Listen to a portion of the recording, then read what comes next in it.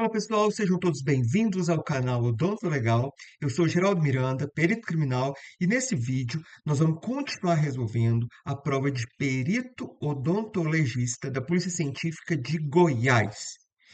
Esse vídeo é o segundo vídeo, porque eu já resolvi a metade da prova aí no nosso canal, já está disponível, e agora eu vou resolver a segunda parte da prova, que foi uma prova muito grande, 50 questões. Vamos lá então? Eu fiz uma pequena apresentação. Coloquei as questões aqui da prova para a gente responder. Vamos lá?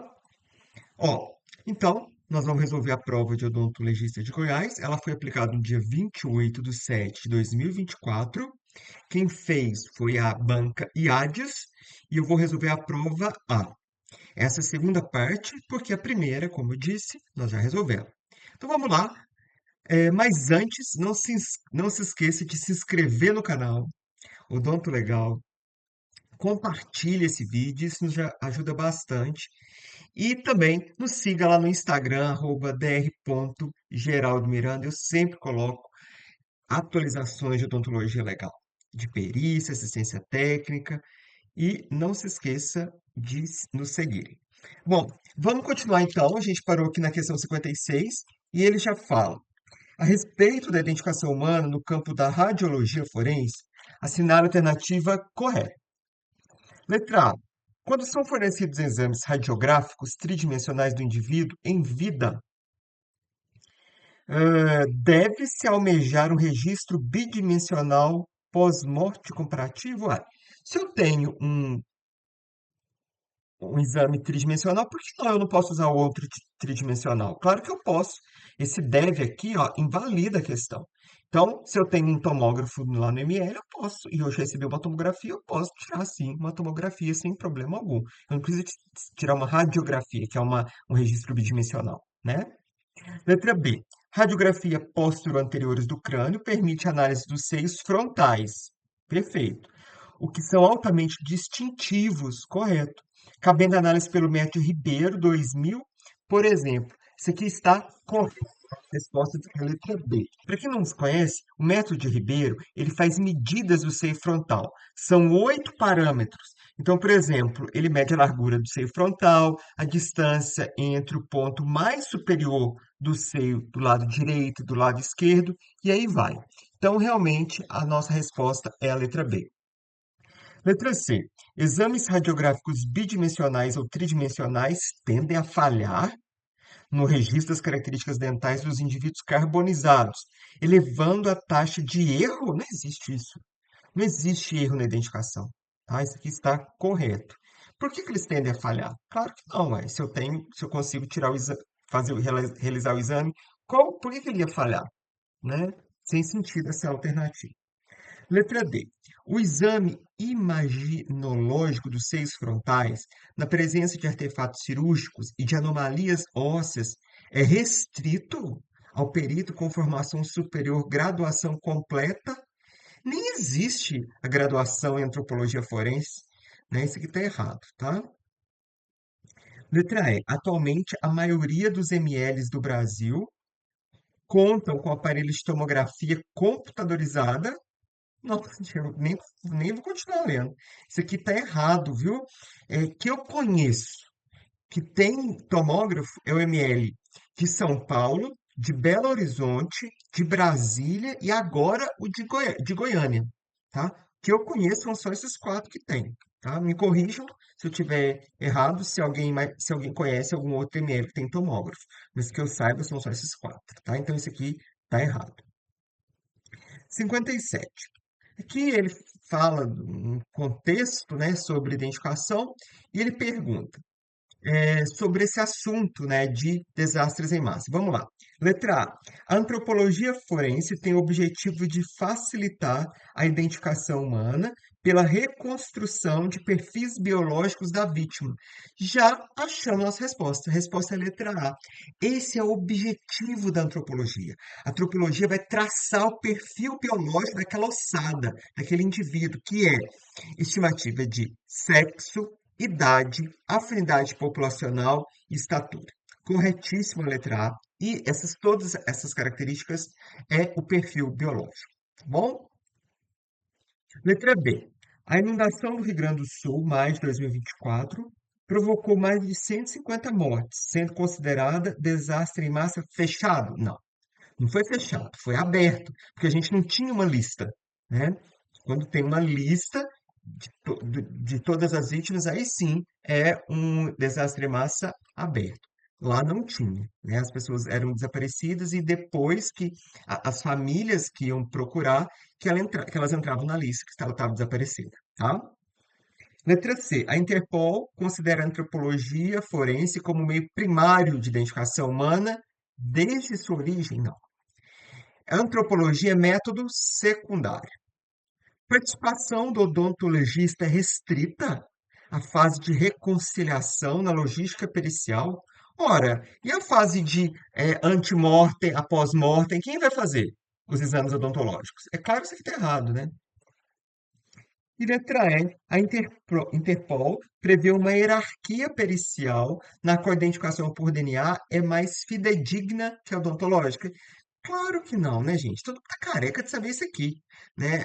Pela Interpol, os métodos primários de identificação é odontologia, papiloscopia e DNA, e eles estão no mesmo patamar, não tem um mais superior que o outro.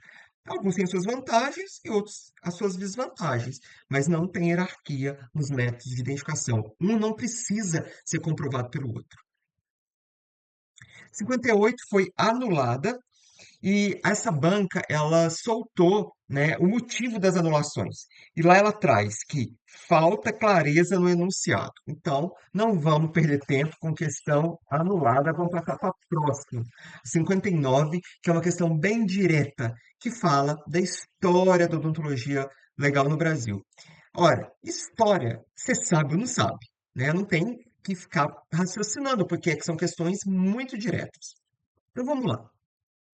Na obra A História da Odontologia Legal no Brasil, Silva et al., é um artigo que foi publicado, aponta um personagem que nomeou pela primeira vez o termo odontologia legal por meio de um livro publicado no Brasil, contribuindo assim para a história da odontologia legal. O personagem mencionado é conhecido como, gente, isso aqui questão muito fácil, muito direta. O pai da odontologia legal no Brasil é o Luiz Lustosa da Silva, resposta letra C. Essa não tem erro, tá bom? Questão bem direta. Próximo. Na obra Tratado de Odontologia Legal e Deontologia, esse é o capítulo 8. O que eu achei interessante nessa prova é que, em várias questões, ela cita, a banca cita de onde tirou aquela questão, né? E neste caso aqui, foi no livro do Darujo. Indicam diferenças relacionadas a vários tipos de documentos, possivelmente produzidos no âmbito da odontologia legal. Acerca desses assuntos, assinale a alternativa correta. Letra A. O relatório de uma perícia criminal realizado por perito oficial é de procedência oficiosa? Não. Vamos lembrar que os documentos odontológicos quanto à procedência, eles são classificados em oficiais ou oficiosos. Os oficiais é aquele oriundo de um órgão oficial, e o perito oficial, que faz o laudo, é funcionário público. Então, nesse caso, o laudo, né, que é um tipo de relatório, é sim um documento oficial e não oficioso. Então, é errado a letra. Letra B. O relatório não necessita de comprometimento com a verdade quando ditado. Ah, então você pode ditar mentira? Como é que é isso? Bobagem é essa, gente? Pelo amor de Deus, não, está errado. O relatório não deve ter conclusão. Gente, uma das partes do relatório é conclusão. É claro que o perito tem que concluir aquilo que ele observou no laudo. Errado, então. Letra D. O parecer não obedece a uma formatação específica, mas a recomendações para a sua estruturação. Corretíssimo. Exatamente assim que está lá no livro. E letra E. O parecer é subdividido em auto e laudo. Não, não é o parecer, é o relatório. Questão 61 também foi anulada e a justificativa para anulação é Erro na formulação do enunciado, mesma coisa da 58. Então, não vamos perder tempo nessa 61 e vamos direto para 62. 62 foi uma questão fácil. Ela cobrou a resolução 63 do Conselho Federal de Odontologia, que ali traz essas normas, inclusive traz as competências de todas as especialidades. Olha, eu não vou ler isso tudo aqui, não. Eu vou falar de onde que é, qual artigo tirou e qual a especialidade é. A letra A está lá no artigo 70 dessa resolução. Resolução CFO 63, tá? Então, dá uma olhada lá nessa resolução, que ela vai estar toda a resposta dessa, dessa questão. A letra A está no artigo 70 e é sobre a odontologia para pacientes com necessidades especiais. Essa é uma competência desses especialistas. A letra B é o artigo 85, que é da saúde coletiva. A letra C também está no artigo 86 e também é da saúde coletiva. Letra D está no artigo 67 e é sobre odontologia do trabalho. Então só sobra a letra E, que a nossa resposta está lá no artigo 63 dessa resolução, tá? Que fala que tem por objetivo a pesquisa de fenômenos psíquicos, físicos, químicos e biológicos que podem atingir ou ter atingido o homem vivo, morto ou ossada, e mesmo fragmentos ou vestígios, resultando em lesões parciais ou totais, reversíveis ou irreversíveis. Isso é uma definição objetiva da odontologia legal, isso aqui não tinha como errar, tá bom? 63. No que se refere às perícias em foro criminal, a alternativa correta. A atuação da odontologia legal restringe-se à análise, à perícia e à avaliação de eventos relacionados com a área de competência do cirurgião dentista e não pode se estender a outras áreas. Esse final aqui está errado, ó, tá? Porque pode sim. Isso está lá no parágrafo único desse artigo 63 da Resolução 63, que eu acabei de mostrar para vocês, que fala que pode, se as circunstâncias exigirem, estender-se às outras áreas, se isso depender da busca da verdade, tá? Então, está errada a letra A. Letra B está lá no artigo 2º da Lei 12.030 de 2009, que fala sobre as perícias criminais. A letra C. E o que está errado é o seguinte: os peritos de natureza criminal não estão sujeitos? Estão sim, tá? Então, dá uma olhada nessa lei 12.030 de 2009, é uma lei bem curtinha, vale a pena dar uma lida. Que fala quais são os peritos de natureza criminal.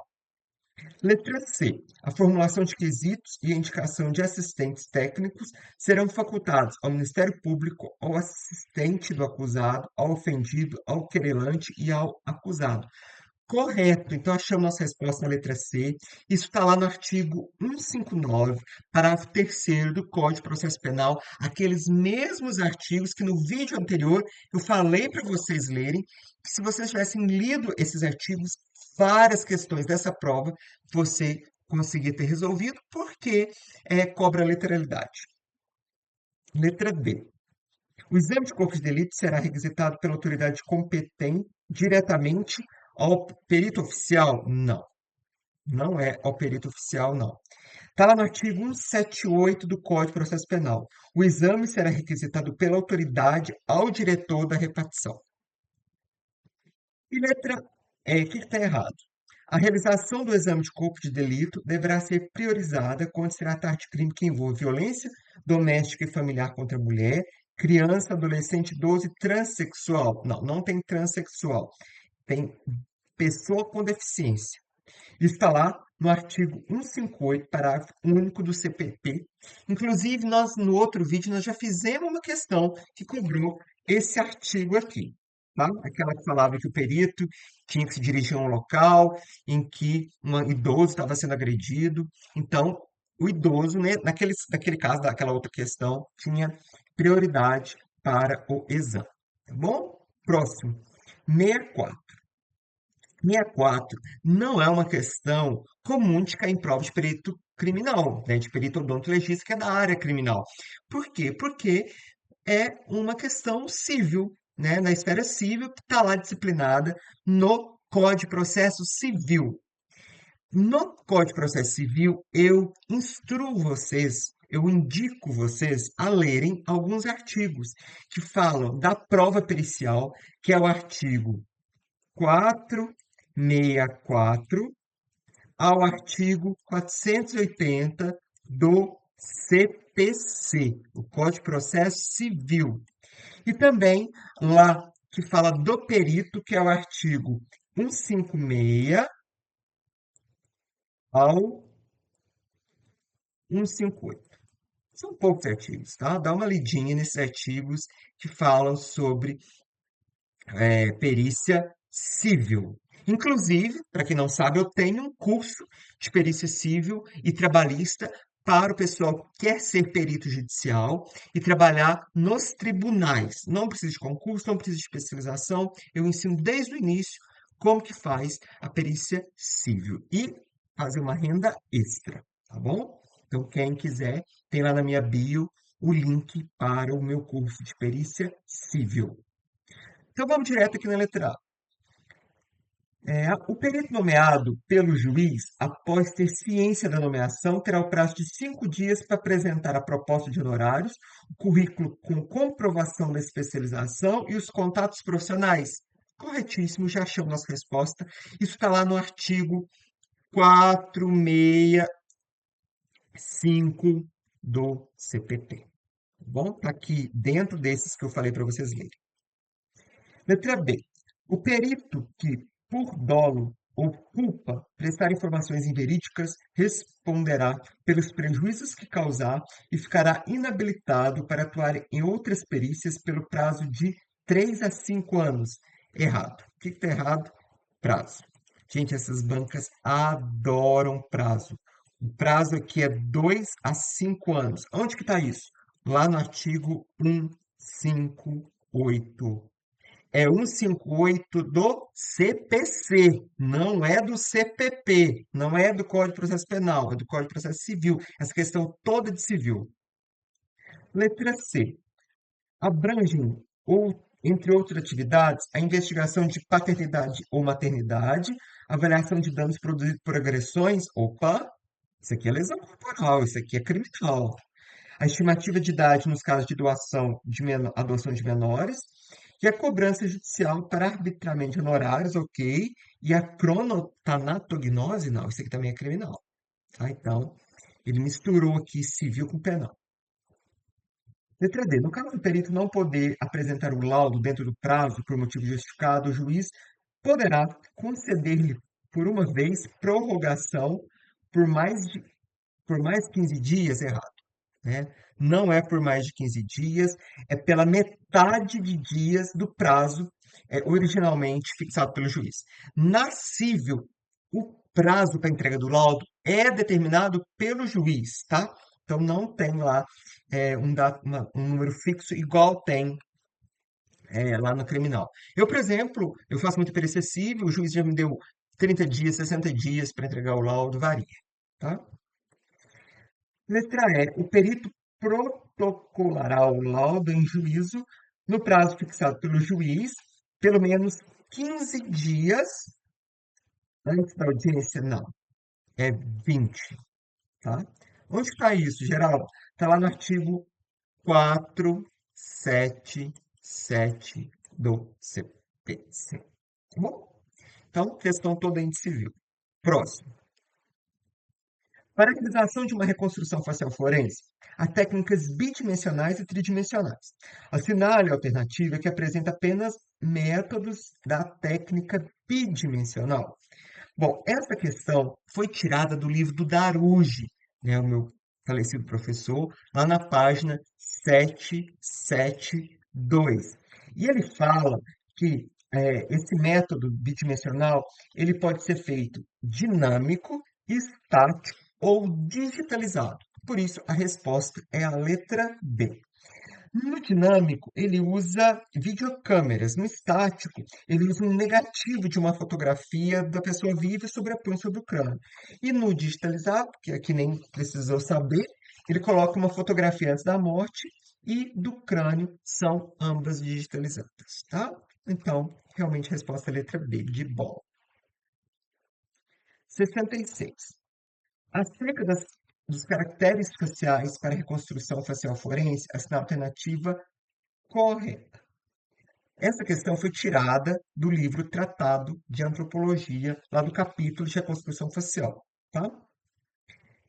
Letra A. Para estimar a largura da boca, indica-se utilizar como referência o ponto mais distal das órbitas? Não.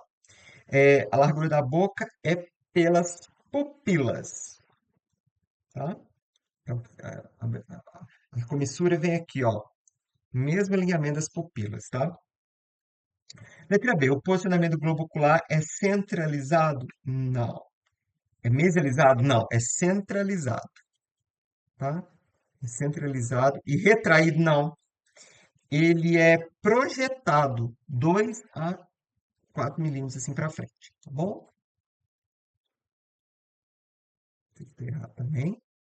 Letra C. Reconstrução do nariz é uma das fases menos complexas, pelo contrário, né? É uma das fases mais complexas. Por quê? Porque há pouco tecido ósseo, né? Por quê? Pequena parte de sua constituição é formada por tecido. Não, grande parte, né? A grande parte da formação do nariz aqui é por tecidos que se degeneram, de cartilagem,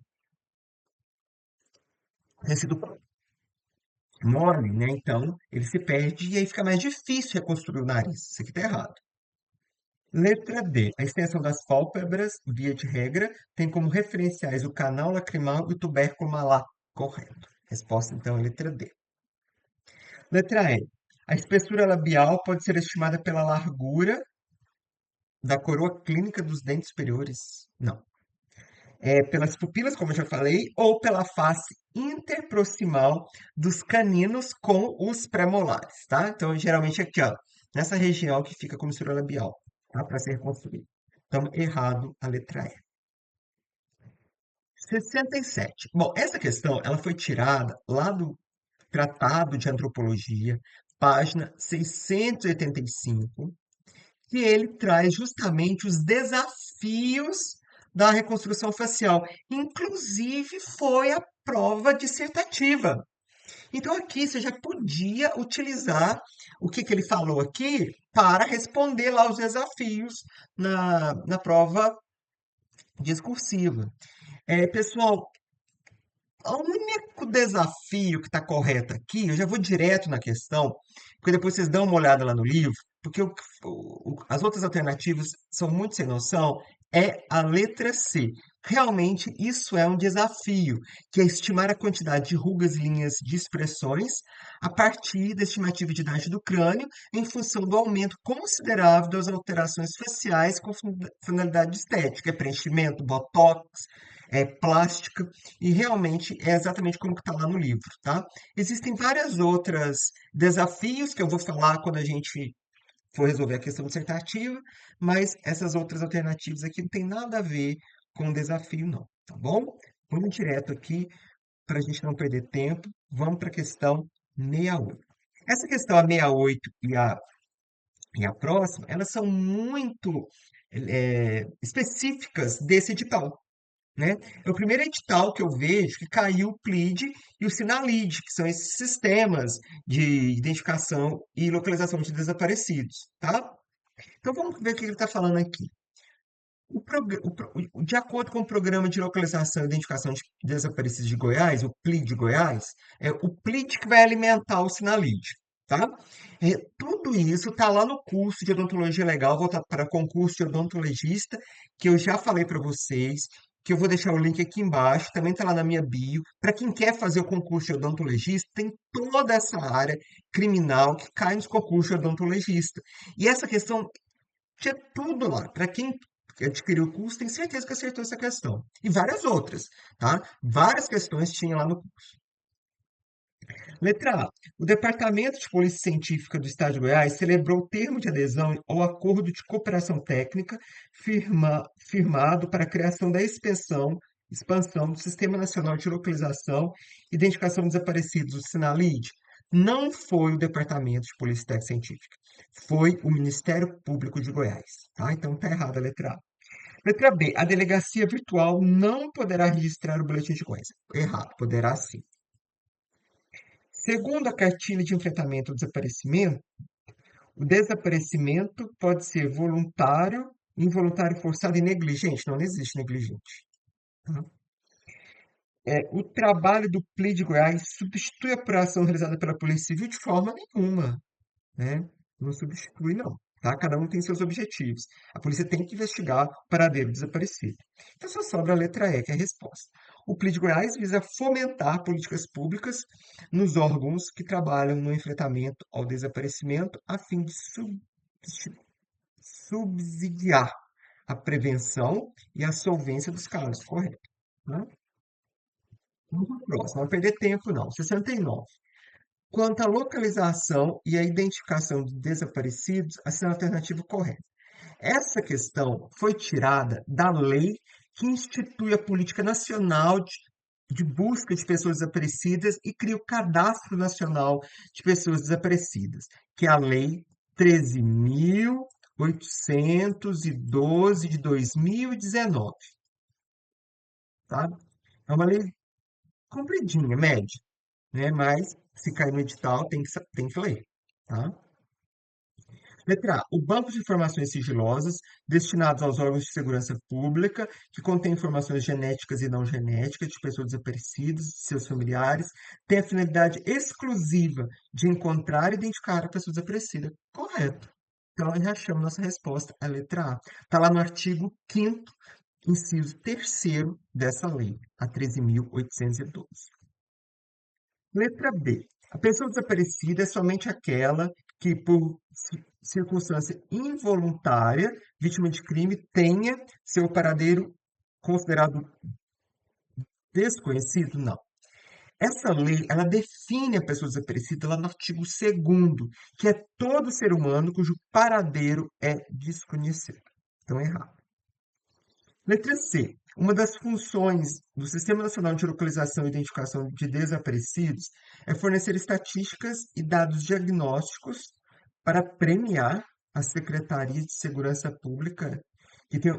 Não tem nada disso. Não tem nada disso, não, tá? Não tem nada disso de premiar ninguém, não. Isso está errado, tá? Não tem nada disso na lei, não. Letra D. O Cadastro Nacional de Pessoas Desaparecidas é composto de dois bancos de informações apenas sigilosas. Errado. São três bancos, sendo um público e dois sigilosos. Tá? E letra E, a busca e localização de pessoas desaparecidas serão realizadas somente após 24 horas. Gente, isso aqui é mito, tá? Não tem disso que tem que esperar 24 horas para começar a notificação e a busca de pessoas desaparecidas, não, tá? Isso é errado.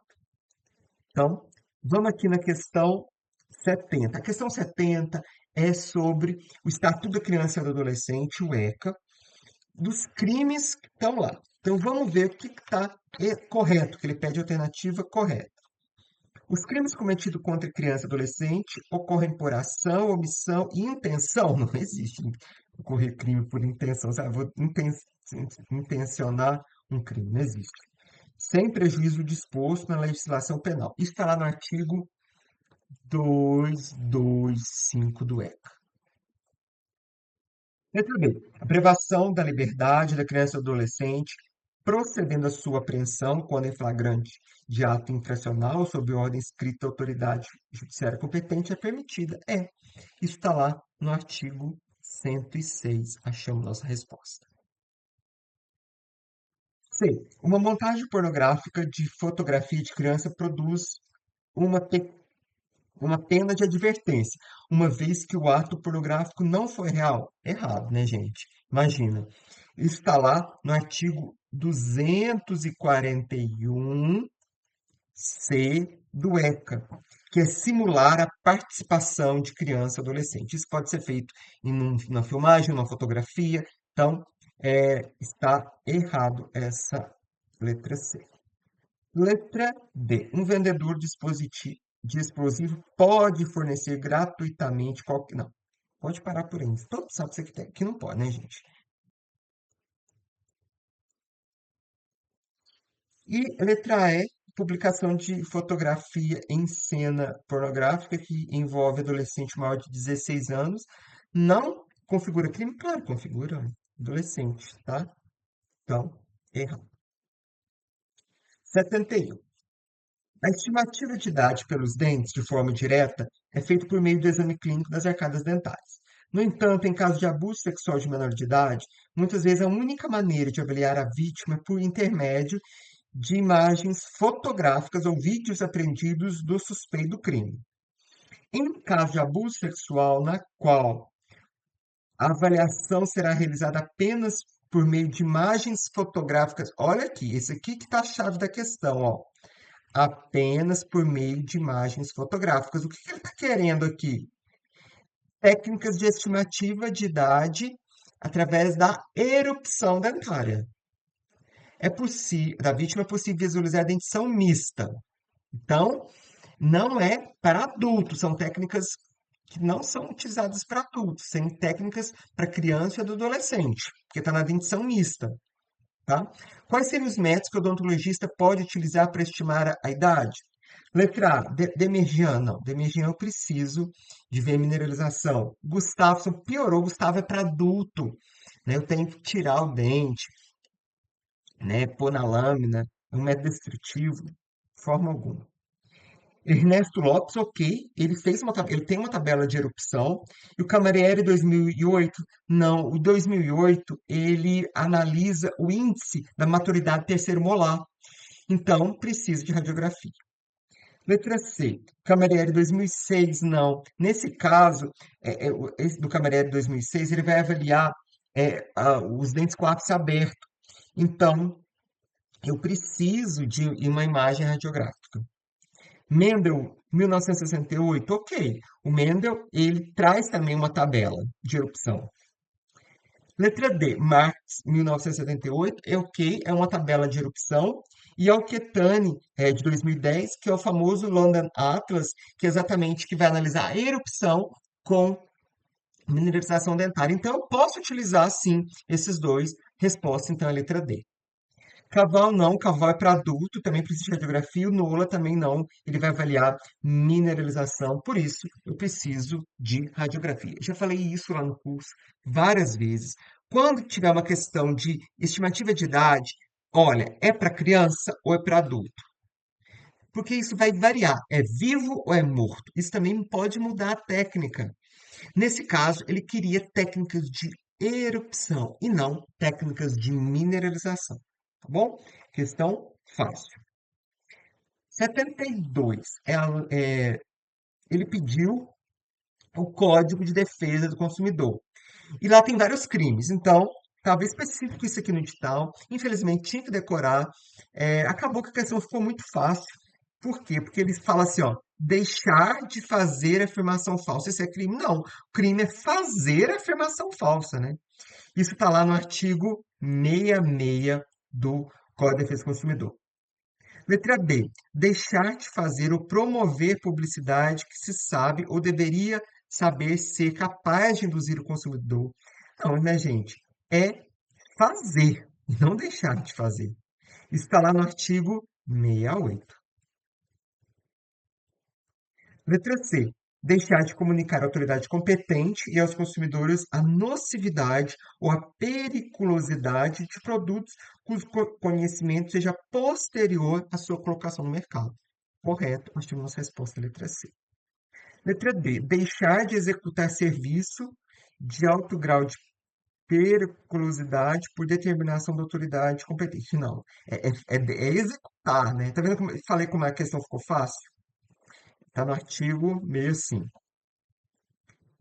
E letra E, organiza dados fáticos, técnicos científicos que dão base à publicidade. É deixar de organizar, né? Está lá no artigo 69. Realmente, resposta é a letra C. Tá?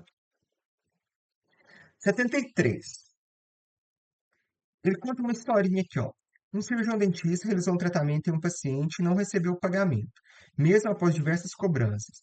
Em determinado dia, o cirurgião estava em um resort e avistou o paciente.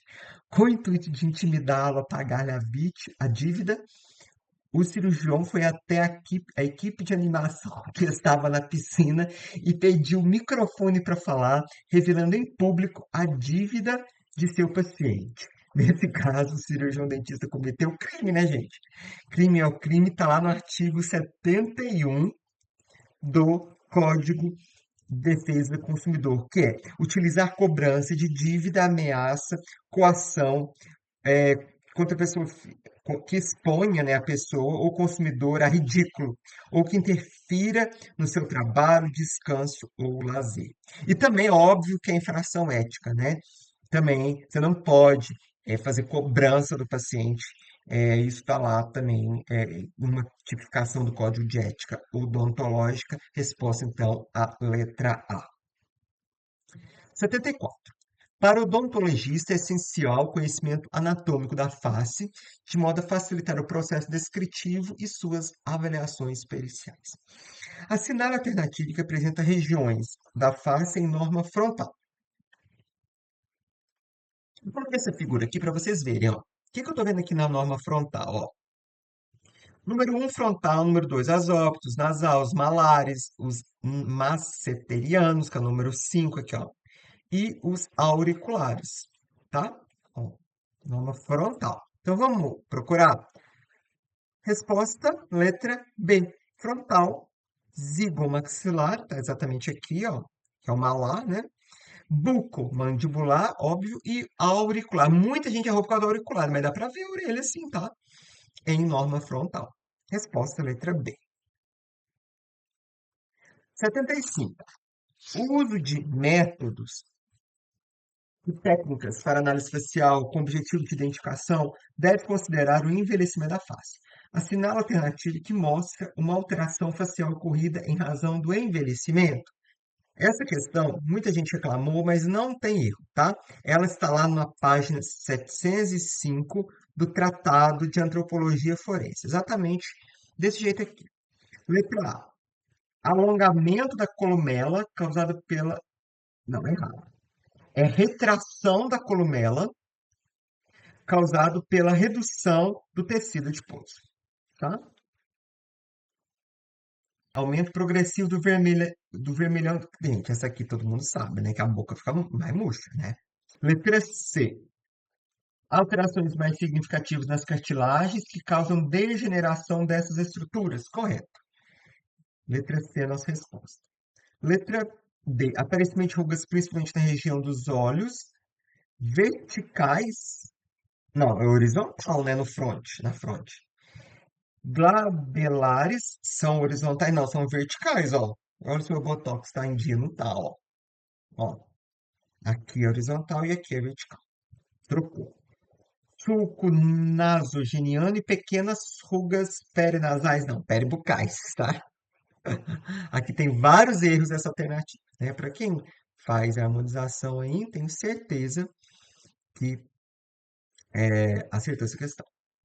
Letra E, afinamento dos lábios, ocasionado pela perda gradual do esmalte. Gente, que bobagem, né? Pelo amor de Deus. Pela perda gradual, né, da absorção maxilar. Tá bom? Próximo, 76. Essa questão também foi tirada do livro Tratado de Antropologia Forense, página 709. É um quadro que está lá, tá? Vamos ver. Em uma análise de comparação facial por imagens, é essencial a inspeção quantitativa dos materiais recebidos para exame. O sinal alternativo corresponde ao requisito de adequabilidade aceitável para a realização dos exames de imagem. Letra A. Os exames de comparação facial de adolescentes com lapso temporal grande entre as imagens questionadas e a padrão não diminui a possibilidade. Claro que ele diminui, mas isso aqui é óbvio, né, gente? Isso está lá na contemporaneidade, no critério de contemporaneidade. Letra B. Imagens nas quais a face questionada está obstruída com máscara podem ser utilizadas, pois há softwares de alta tecnologia que conseguem fazer o escaneamento da face de forma precisa por baixo da máscara. Não, gente, pelo amor de Deus, ainda não existe isso. Não. Imagina, o cara tá com capacete, manda para fazer a comparação facial, não tem menor cabimento. O critério aqui é a desobstrução da face e de suas estruturas, tá? Não tem esses softwares incríveis ainda não. Letra C. Imagens com muito ou pouca nitidez não dificultam. Imagens com muito ou pouca luz não. Ah, então vai tirar no escuro, né? É óbvio que dificulta, né? Isso está lá no critério de iluminação e contraste. Letra B. Os exames sobre fotocópias sempre têm a mesma qualidade. Ah, não, gente. Pelo amor de Deus. Claro que perde a qualidade, né? Perde informação as fotocópias. Tá? Isso está lá na disponibilidade dos originais, o critério. Então só sobra a letra E, que é a nossa resposta. Boa que a questão, se você for assim, raciocinar, nem é tão difícil, né? Letra E. Imagens com incidências distintas, vezes de regra, não são passíveis de comparação. Exceção feita aquelas com adequada resolução em que se visualizem estruturas individualizadoras. O critério aqui é a incidência, então, correta a letra E, tá? 77. Caiu aqui um casozinho, ó. Suponha que uma mulher tenha sido agredida por seu cônjuge, encaminhada ao Instituto Médico Legal para a realização do exame de lesão corporal. Ao exame extraoral, o odontologista observou equimose arroxeada na região periorbitária, múltiplas escoriações espalhadas pela face e edema com equimose na região labial. Ao exame intraoral, percebeu-se a unidade 21 apresenta com leve mobilidade sem deslocamento. Olha aqui, aqui que dá as características da lesão, tá? Leve mobilidade, sem deslocamento, pequeno sangramento sucular e dor à percussão. Isso, pessoal, é subluxação. Vocês têm que saber traumatismo dentário.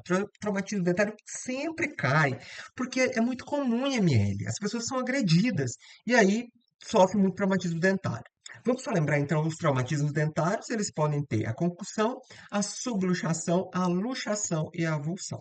Essas características que ele deu aqui, ó, é a subluxação. Então, é uma lesão corporal leve, por isso a resposta é a letra B, tá bom? 78. A respeito do banco de perfis genéticos, assinale a alternativa correta. Letra A. As amostras e os perfis genéticos doados voluntariamente por parentes consanguíneos de pessoas desaparecidas poderão ser utilizados para comparação com a amostra. Gente, acabamos de fazer uma questão disso aqui, da Lei 13.802 de 2019, artigo 5º, parágrafo 3º, que fala lá, né, sobre a política de pessoas desaparecidas. Não pode utilizar para outros fins, tá? Os dados coletados das famílias têm que ser usados exclusivamente para encontrar pessoa desaparecida. Está lá no artigo 5º da Lei 13.812 de 2019. Nós já vimos isso aqui. Repetiu, ó. Tá? Letra B. Os condenados por crime praticado dolosamente, com violência de natureza grave contra a pessoa, serão submetidos obrigatoriamente à identificação do perfil genético. O resto dessa questão, a letra B, C, D e E, foi tirado da Lei 12.654 de 12.654 de 2012, que altera a lei de execuções penais e cria essa obrigatoriedade da coleta dos perfis genéticos dos condenados. Isso, a letra B está correta. Está lá no artigo 9º A, artigo 9º A dessa lei, a lei 12.654. Tá bom? Letra C, vamos ver o que está errado. As informações genéticas contidas nos bancos de dados de perfis genéticos poderão revelar. Não poderão, tá? Não poderão. Isso aqui, não, tá? Onde que está isso? Nessa mesma lei, no artigo 5º, parágrafo 1º. E também não tem isso aqui, não, ó. nos casos de interesse da justiça. Não tem, não pode de qualquer forma, tá? Letra D. A exclusão dos perfis genéticos dos bancos de do banco de dados ocorrerá em caso de absolvição do acusado, mas não deverá ocorrer no caso de condenação do acusado errado. A exclusão ocorrerá no término do prazo estabelecido em lei para prescrição do delito. Isso está lá também no artigo 7º dessa lei, 7º A. E, por fim, a autoridade policial federal e estadual poderá requerer ao juiz competente antes do inquérito? Não, é no caso de inquérito. Tá? Tá lá no artigo 9º A, parágrafo 2º. Tá? Cópia literalidade, já falei isso várias vezes, gente. Tem que ler essas leis. Eu coloquei essa lei lá no curso de ontologia legal. Tá? Agora, são duas questões para a gente terminar, duas questões de papiloscopia. Essa é a alternativa correta. Quanto à visualização, as impressões digitais são classificadas como visíveis, latentes, modeladas e fragmentadas? Não, quanto à visualização, elas não são fragmentadas, não. Tá? Isso está errado. Letra B, o desenho digital é formado pelas cristas papilares da polpa digital da falange medial. Não, da falange distal, tá? De cada quirodátilo, que é o dedo, né? O datilograma pode ser dividido em quatro sistemas de linhas limitadas pelas linhas diretrizes. Arco, presília interna, presília externa e verticilo. Não, gente. As linhas diretrizes, elas vão delimitar os sistemas, o central, o nuclear, o basal e o marginal da impressão digital. Tá bom? Letra D. No datilograma, as linhas impressas correspondem aos sulcos. Não. As linhas impressas, às cristas. E os intervalos que separam as cristas, não, os sulcos. Trocou, tá? Aqui, ó, na letra D, trocou, tá? Então, só sobra a letra E, que é a resposta. As excreções das glândulas sudoríparas e sebáceas da derme pupilar, quando entram em contato com as superfícies, reproduzem o desenho papilar correto, né? Porque a gente coloca a mão em todo lugar e aí coloca lá e essas glândulas, né, que produzem essas substâncias justamente formam a impressão digital. Ou o datilograma, que é a mesma coisa. 80. O sistema datiloscópico de Vucetich apresenta sistemas de linhas deltas, linhas diretrizes e pontos característicos como elementos constitutivos do datilograma. A respeito desse tema, essa é a alternativa correta. Letra A. O dedo, com a ausência da falange, recebe a letra X. Não, é o número 0. Tá? O X é quando tem cicatriz. Letra B. O delta pode ser localizado tanto quanto possível no ponto de divergência das linhas diretrizes ou à sua frente, o mais próximo desse ponto. Correto, exatamente como está lá no livro do Van Hel. Letra C. O datilograma verticilo é constituído por linhas mais ou menos paralelas. Não, isso é o arco. Já pode parar por aqui. O datilograma presílio interno é constituído de linhas que, partindo da direita, não, partindo da esquerda para o centro do núcleo, curvam-se e voltam, tendem a voltar para o local de partida. Correto. O datilograma adéltico é constituído por linhas do núcleo que formam um turbilhão. Não. O adéltico é o arco, né? Não tem delta. Realmente, a resposta é a letra B de bola. Pessoal, e depois, todo mundo sabe que a prova discursiva, ela foi sobre reconstrução facial. Aqui no item primeiro, ele pediu os métodos de identificação e como a reconstrução facial forense se insere nesse contexto. Lembra que a aproximação facial, reconstrução facial, ela é um método que auxilia a identificação, ela por si só não identifica. Você tinha que falar dos métodos de identificação, né? Odonto, a PAP e o DNA. Os métodos da técnica tridimensional para escultura facial, com indicação dos nomes das escolas que pertencem. São três escolas, né? A russa, a americana e a mista. ou de Manchester, ou a inglesa, que é da professora Caroline Wilson, que escreveu esse livro aqui, ó, né? Eu tive o prazer de estar lá com ela, ela até autografou, né, o livro, ela que escreveu esse livro, ela que fez essa técnica, é o principal no assunto hoje da reconstrução facial, é a professora Caroline Wilson, aqui é a dedicatória dela. Terceiro, a antropologia forense relacionada à reconstrução facial forense. Você tinha que falar que o perfil biológico primeiro tem que ser feito antes da reconstrução facial.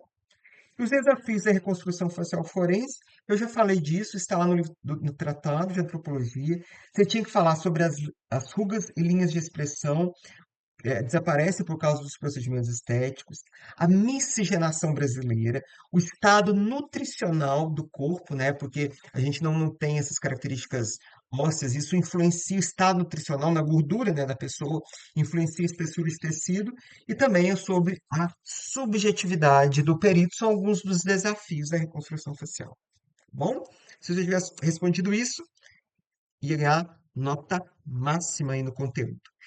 Para finalizar, mais uma vez, não se esqueça de se inscrever no canal. Nos siga lá no Instagram, o dr. Miranda. Agradeço mais uma vez aí pela audiência. Espero que tenham gostado. E se alguém quiser saber mais sobre o curso de odontologia legal, eu vou deixar o link aqui embaixo. Tem toda a área que a gente viu agora, tá bom? Espero que tenham gostado. Um grande abraço para vocês. Fiquem bem. Até mais. Tchau, tchau.